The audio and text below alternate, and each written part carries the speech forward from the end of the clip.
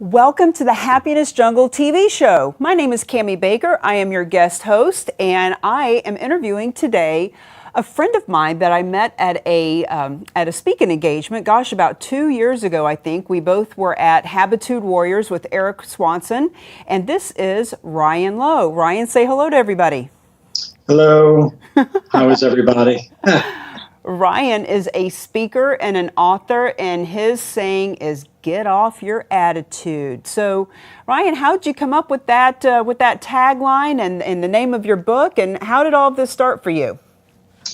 Almost 10 years ago, I was running a life insurance business with a friend of mine. We started it from ground floor. We had it. We were in 48 states. We had about 500 employees, and life was going great. And we had that little bit of a market crash with the mortgage industry. And what we did, we sold mortgage protection insurance. And most of our clients were all mortgage companies, mortgage offices, things of that nature.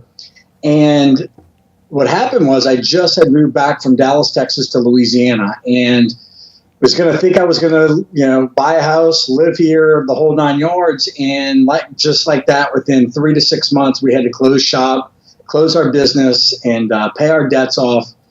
And to make a long story short, I had to kind of find myself. I had to live in here in Louisiana. I didn't know anybody. This is where I grew up. Didn't live here for 12, 15 years, and needed to find a job. So I found a job not too far from where I lived. And really, to be honest with you, it was probably one of the most negative times of my life. I had to go take a job that I didn't like. I had to go live on a buddy of mine's couch because I had no place to stay. I had to borrow $100 from my brother-in-law. And I never forget sleeping on that couch about 2 a.m. I never forget waking up with full of sweat, full of anxiety, full of stress. And these 4 words, I'm not kidding you, "Get off your attitude," just came out of nowhere. And so I had thought I heard it before. I've listened to Zig Ziglar and been to a lot of his things, and Brian Tracy and Les Brown, and you name it. I've read all the books and listened to all the videos and all the audio sets. So the next day I go to that job that I couldn't stand, and I Googled "Get off your attitude." Could not find it. Was nowhere to be found. I called friends of mine that were speakers. I emailed them, "Hey, have you ever heard of this message before?" And all of them came back with no. So the final test is to go see if there was a website. So I went on GoDaddy.com, and "Get Off Your Attitude" was available. And so I bought .com, .net, .tv, all of them. And that was my new slogan, because I said before I was so negative and in my pity party, and I was just aggravated that I'd lost my business and I'm working at a job that I couldn't stand. I knew at that point that was my message to tell myself, hey, stop thinking, talking, and acting negative. And just by those 3 habits alone, really helped me change my life. And it was my self-talk, just kind of, making sure that like I said, I didn't think negative or talk negative or even got around negative people. And I made sure that my goal every day was to be positive. So that's where "Get Off Your Attitude" was born. I didn't know that history about you. It sounds like you were in that business about the time that I was in real estate. And I had gotten into real estate probably 2005, 2006, when the market was really hot. And I remember people saying, well, it's not going to be hot forever. It's cyclical. It goes up and down. And you may be rolling in the dough now, but you won't forever. And I thought, nah. And I bought a house at the height of the market, and I got hit pretty hard too. So I did, I wouldn't even think of all those little ancillary businesses that when the first domino falls, bam, they all go down. So that's amazing. So I have the same thing happen. I have my new book that will be coming out is "Lead or Be Led," and I listen to a lot of Grant Cardone, and one of his is "Sell or Be Sold," and he has a lot of stuff like that. So I thought, well, lead or be led, surely that's taken. But I did the same thing. I looked online, and nope, nowhere to be found was "Lead or Be Led." So that's wow. That's how the universe gives us what we need. So tell me what you do with your message. Like, who are your perfect clients, and how do you share your message? Well, the cool thing is that before I got into the insurance business, and I was actually in the mortgage industry right before I was a VP of sales for a large national mortgage company. And that's how I got into the mortgage industry or the insurance industry. Before that, I traveled with Brian Tracy. And for 8 years, that's how I met Eric. For 8 years, I traveled the country teaching sales. And that's how I cut my teeth on becoming a speaker, not even knowing that. Just going out doing keynotes and doing trainings and speaking in front of organizations. So when I decided to write the book, Get Off Your Attitude, the only thing I really knew what to do was to go out and teach sales and talk to companies about sales. And then it kind of opened up the attitude lane for me. And then what happened was I started going out, as I do now. I go to associations, organizations, different groups around the country and speak about attitude. But then I can kind of tailor it to if someone wants me to talk to, leaders about attitude or salespeople about attitude. Or here's my newest one, or my two new things is I've done such a great job with companies and organizations, leaders and salespeople. They always ask me to come back and talk to either their customer service department or their operations team, all these different teams within the group or within the company. And the other thing is that it kind of spun off to now is positive culture. So my big thing is I go into organizations and, like I said, I either teach leadership, sales, customer service, and now culture. And how do we, keep that positive attitude as a leader, as a salesperson, as someone that, deals with people on a day-to-day basis. So most of the time doing a lot of trainings with organizations. I do keynotes for all these big associations and these big organizations that have these annual conferences. So that's where I've been staying busy for the past several years. Well, welcome to the happiness jungle. When you are talking about positivity, our chief happiness officer, Lindy Eldridge, who created this entity and logo and brand, talks about that all the time, that, happiness is a choice. And no matter what's going on, her thing is about when your cookies crumble, even like for her, breast cancer, divorce, and a mother going into a nursing home all in the same year. And with all that going on, she was able to keep face about it. And she's, happiness is a choice. So talking to people about their attitude, it's a really big business. There's people really need to hear what your message is. So when you go in and share, tell me a little bit about what does a talk look like with Ryan Lowe? What is a typical, your itinerary, if you will?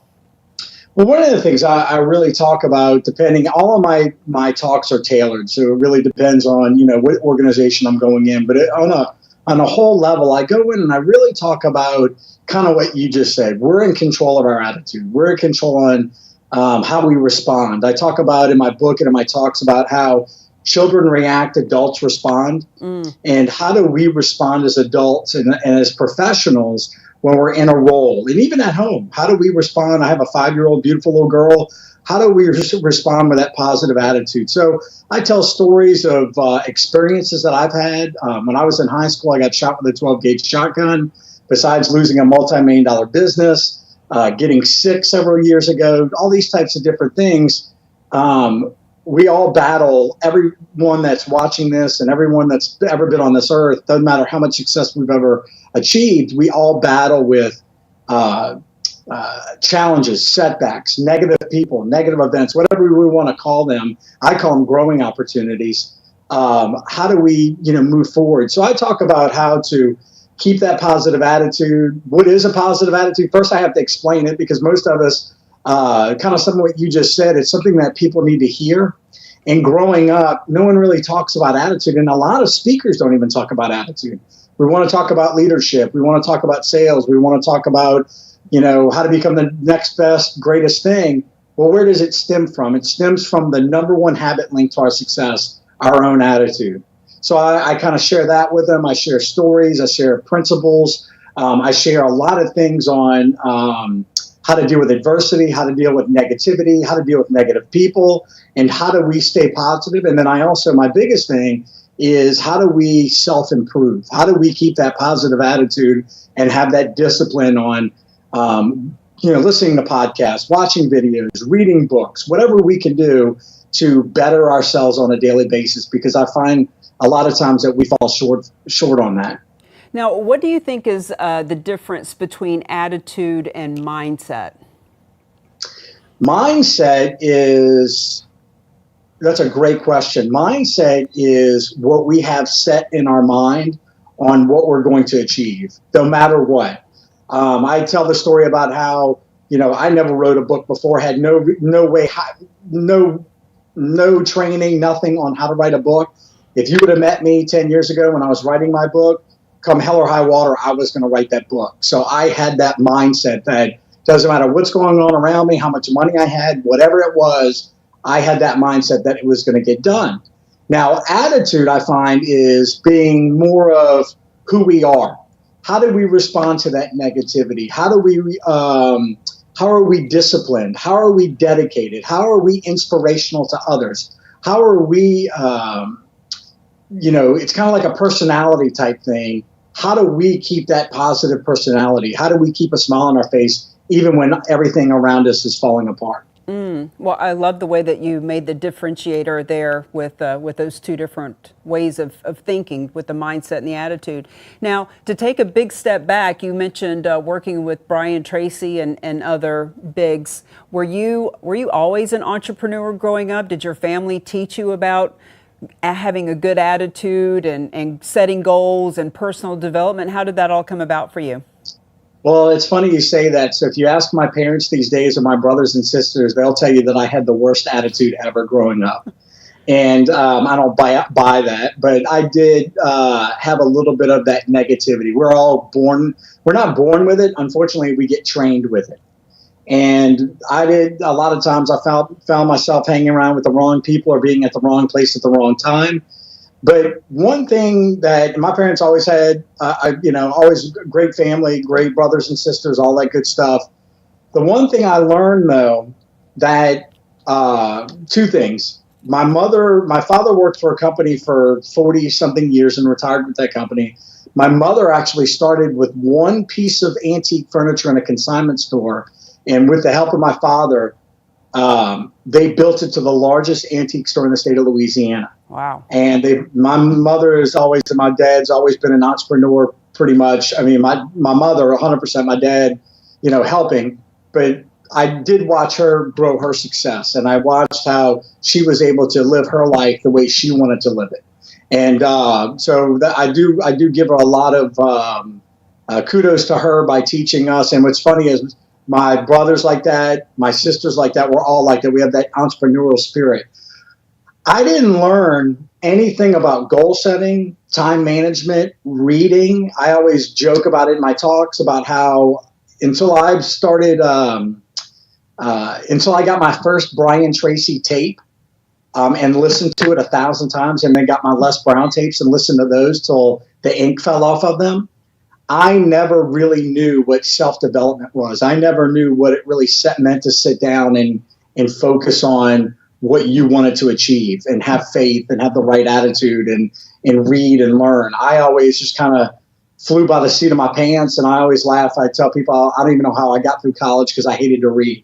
I was never a reader growing up, and my parents were really never the ones to kind of really push education on us. We did what we had to do. All of us went and got a degree, my brother and sister, but it really was never kind of taught at an early age. It really came to me after I graduated college. Well, I think that's what makes you a good mentor and trainer. People who have, like, if you had been born with a great attitude and you're just always having a great attitude and always cheery, you can't really help somebody do something that is an inborn trait for you. It's something that you had to learn. It's something that you had to go through, all those bumps in the road to acquire. And, it's just like, in sobriety, it's hard to help someone get sober if you didn't yourself get sober, and in real estate, if you've sold a lot of property, you can help other people do it. So yeah, it's those of us who have a story that can help. So what are some of the books that you have read and some of the mentors you've had besides Brian Tracy and Les Brown? Well, I wish I could show you. I've got two huge bookshelves right behind my computer here.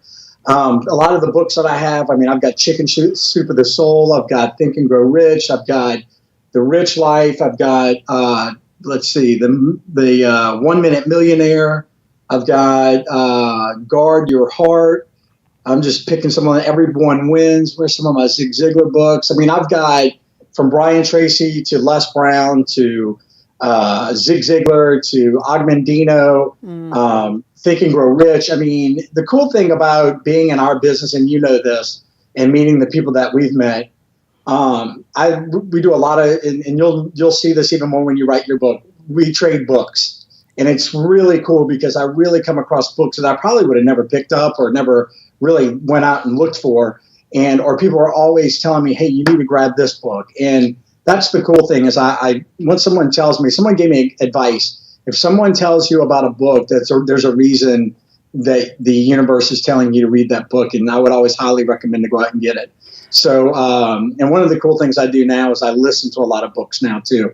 So I drive a lot, or I'm on a plane, or I'm sitting at the airport waiting on a flight. I've got the earbuds in, and I'm listening to something because I'm always trying to get that next idea, or kind of like, in our business as well, when somebody does come to you for help with coaching and training or speaking, that you have some really good tips and some good tools that you've learned from others. Well, that's one of the best things about doing this show is we've interviewed probably 200 people at this point, and they're all motivational and inspirational and have a great story. I mean, it's the happiness jungle. We're not going to have people on here that don't have a great story. And to your point about book swapping, as a matter of fact, the last time I was at a Habitude Warriors, I brought 100 of my books, Mingle to Millions, and there were probably 10, 12, 15 of us we did a big book signing. So there were so many books there that I did end up swapping books with 4 or 5 people, including Frank Shankowitz of the Make-A-Wish guy. Yeah. Wish Man is the name of the book and the movie that came out. So yeah, lots of stuff to learn at the Habitude Warriors. What are some other conferences that you've spoken at, or other big names of people that you've been able to share a stage with? I've been able to share stages with quite a few people. I've been invited to different conferences in leadership. None of the big names that probably most people know, but some really good speakers and trainers that are out there. I do a lot of stuff here in Louisiana. Bruce Wilkinson, I've got Gene Gatz, Marvin LeBlanc. A lot of the people that are here in the Louisiana region, I've been able to share the stage with and do a lot of good things with as well. And a lot of times I'm trying to get on more of the bigger stages when it comes to that. Most of my stuff is all the associations and the opening keynotes, the closing keynotes, and the breakout sessions that I do. So, it's amazing, though, when you do other events with other speakers. One thing that I always tell other speakers to do, go take the time to listen to other speakers. Don't just show up. Don't just, kind of pop in and pop out when you speak. Go take the time and learn. Oh. And I can't tell you, I had a friend of mine tell me that a long time ago, and it's amazing, some of the ideas and things. I mean, I sat through several Habitude Warrior conferences and really learned a lot about different ways and presentation skills, telling stories, things of that nature, and ideas that I even came up with or ideas that were spoken about on the stage that reminded me of things that I've been through, or some ideas that I had that I was able to share on other stages as well. Well, the fact is, for me, the more I know I don't know, and the more I know I need to know. And, I had a mentor many years ago who said, Cammie, people can only take in baby bird bites. You're taking in baby bird bites from someone, and then you're regurgitating the baby bird bites to your people. And so I'm always wanting to grow and learn. And, I feel like it's my moral obligation to continue learning, because there are people that are looking to me for knowledge. And so, I'm always wanting to find the freshest, newest thing. But at the same time, really, it's all the same thing over and over and over. It's just different perspectives and different angles. And isn't it true that sometimes you can hear something 10 times, but there's that one time that you hear it in just the right way and just the right time that it really hits you the way you need to hear it? Oh, absolutely. I mean, when I worked for Brian Tracy, I've seen him at least 15, 20 times. The same exact presentation, and I always picked up something new. And the other thing that I always tell people too is that 90% of our thoughts are the same thoughts from yesterday. And so when you pick up a book, or you read, watch a video, listen to a podcast, you're actually having new thoughts, because your brain will go on autopilot if you don't read, listen, or watch something. So that's one of the things. And the other thing I share with people too is people are always asking me, besides having an attitude of gratitude, what are some of the ways to stay positive? And I tell them all the time, pick up a book, go watch a video, because you're going to see somebody like you or myself that, they see you and I up on stage and they're like, oh, these guys have it together. But then if they listen to a podcast we've done, or if they read our book, or or watch one of our videos, and they're going to go, oh my gosh, these people have really been through some things. I can connect. And I love watching things that, biographies, and reading biographies of people that you think that just showed up and played football on Sunday, or became an elected official, or became a millionaire overnight. No, I love watching or listening or reading about the struggles they went through. And it really helps me, because I'm like, if they went through those struggles, I've got to put my time in as well. It's interesting you say that, because for some reason we all do tend to, we see somebody on that field playing football, or on that stage speaking, or on the Oprah show, and for some reason we feel like, oh, that was overnight success. But yeah, I would venture to say that nobody's had overnight success. Everybody's had to go through a lot to get there. I don't know why we just assume, wow, must be nice, must be lucky for them. Yep. I don't remember who the speaker is that says that, must be nice. I remember him saying that over and over, must be nice. And just making fun that people say that, And we do that all the time. I mean, we see someone that, like you said, playing football on Sunday, or whatever it may be, or singing. And then like I used to like watching VH1 Behind the Music, and learning about the bands that I loved, and seeing that they had to live in a van or live in an apartment with 10 of them in an apartment. You think they just got up on stage and they were an instant success. I love watching those things, because I know that, and one thing I learned a long time ago too is the most successful people can tell you more about their failures than their successes. And one reason for that is the more successful a person, the reason they're successful is because they've had a lot more failures. I love John Maxwell's book, Fail Forward, because they say if you want success, the fastest way to success is to fail forward fast. It's the people that are afraid of looking bad and afraid of failure, that stay in their comfort zone, that don't achieve those great things for them to even be talking about. When I coach people on making phone calls, which God forbid somebody actually pick up the phone and call somebody anymore. But, when we talk about prospecting, I tell people, listen, if you're not being told to F off, shame on you. That means you're not trying. You're not pushing yourself. You're not making enough calls. You're not going to enough events. Yeah. And that's the thing I tell people too is that's actually how you create your attitude. When you're going from the negative circumstances back, when you're getting knocked down, are you the one that's having the positive attitude, saying, all right, I'm going to get back up. All right, I'm going to get back up. All right, I'm going to get back up.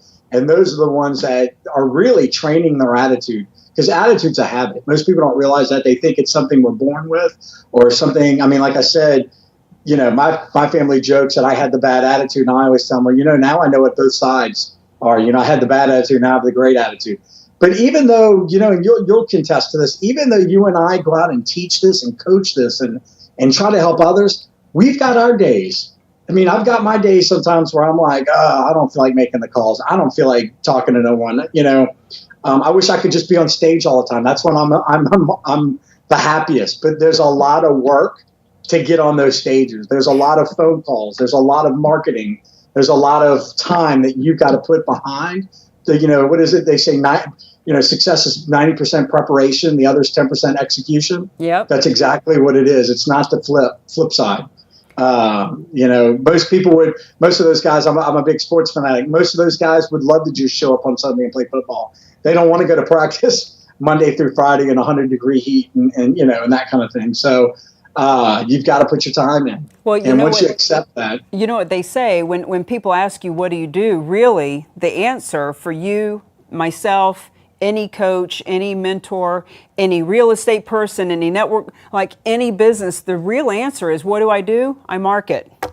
Yeah. Because Yeah, that's basically, yeah. because Yeah. if you're not marketing, you can have the cure to cancer, but if people don't know you exist, you're not curing anybody. I want to give you the opportunity to say on camera the names of some people that you would like to be on their stage. I had a guy on a few months ago, and he was brilliant with this. He mentioned Gary Vee and Grant Cardone and people like that, and then he was able to pull out little bits and pieces of the show to make these posts on social media. You got 50,000 hits from saying the names of some people. So who would you like to give a shout out to that you'd like to be on their stage? Well, my biggest one would be Les Brown. Les Brown was been my, hands down favorite motivational speaker for years. Like I said, I've got a audio set tape that actually melted because it was in my car the whole time, and the ink fell off the sides of the tape. Les Brown's one that I've come very close a couple of times. I thought I had the chance to get on stage with him. You got Brian Tracy, you got Grant Cardone, you've got Gary Vaynerchuk, you've got Ryan Estes. There's quite a few of them out there that I really look up to still. And I'm like a little kid. It's kind of like somebody seeing their favorite baseball player.